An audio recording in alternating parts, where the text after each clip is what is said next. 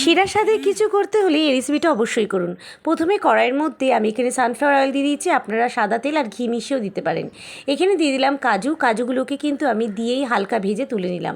খুব তাড়াতাড়ি এই কাজটা করতে হবে। এবারে দিয়ে দিলাম কড়াইয়ের মধ্যে কুচনো পেঁয়াজ, আর এই কুচনো পেঁয়াজটা খুব মিহি করে কুচিয়ে নিতে হবে আর লাল করে বেরেস্তার মতো ভেজে তুলে রাখতে হবে। অবশ্যই অতিরিক্ত লাল হওয়ার আগেই তুলবেন, পেঁয়াজ কিন্তু নেবে গেলেও কুক হয়।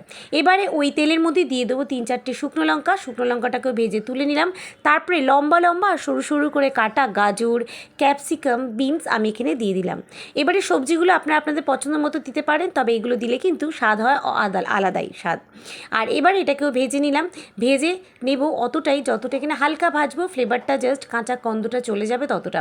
একটুখানি নুন দিয়ে দিলাম, নুন দিয়ে এটাকে ভালো করে ভেজে নিলাম।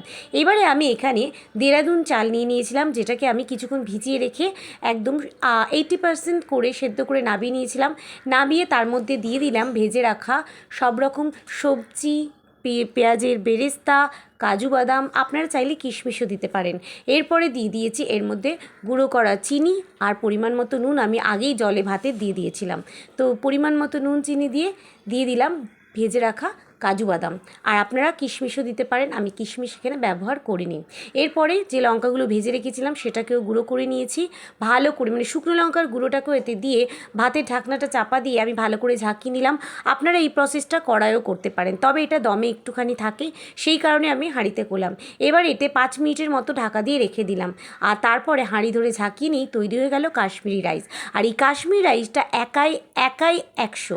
এটার জন্য কোনো কিছুই লাগবে না, এটা শুধুই খেতে পারেন তাইলে চিকেন বা মাটন দিয়ে বা আলুদম দিয়েও আপনারা কিন্তু খেতে পারেন, দুর্দান্ত স্বাদের।